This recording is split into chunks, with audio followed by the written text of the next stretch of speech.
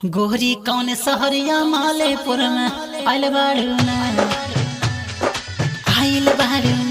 लहंगा पहने लूला पकावा देखते लहंगा पहने लू झपकावा देखते मजा लला पूरा गाँव लहंगा पहने लू झपकावा देखते मजा करे पूरा गाँव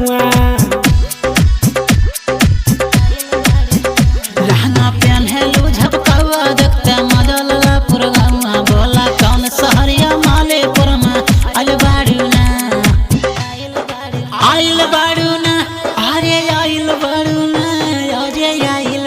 ना बोला कौन सहरिया मालीपुर में आइल बाड़ू ना कौन सहरिया मालीपुर में आइल बाड़ू ना गाँव में ऐसन बाड़ू पीस देखी मजा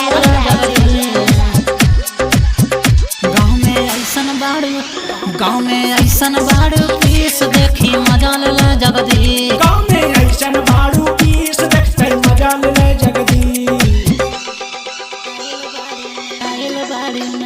गाँव में ऐसन बाड़ू पीस देखते मजा ले जगदी गाँव में ऐसन बाड़ू पीस देखते मजा ले जगदी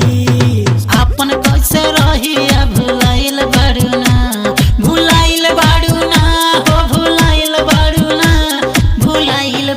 ना बोला हमरा लागे काहे खातिर आइल बाड़ू ना बोला हमरा लागे काहे खातिर आइल बाड़ू ना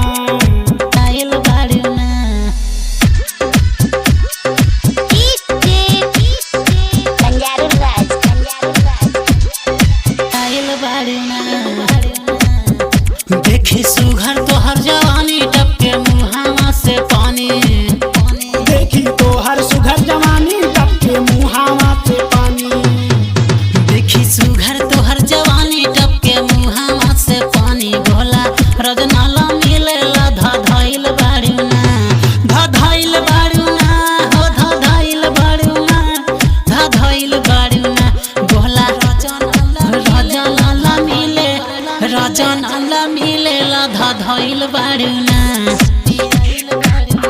लागे राजा ना से मिले बादे आइल बाड़ू ना लहंगा पहने लूला पकावा देखते मजा लला पूरा गाँव बोला कौन सहरिया मालीपुर में आइल बाड़ू ना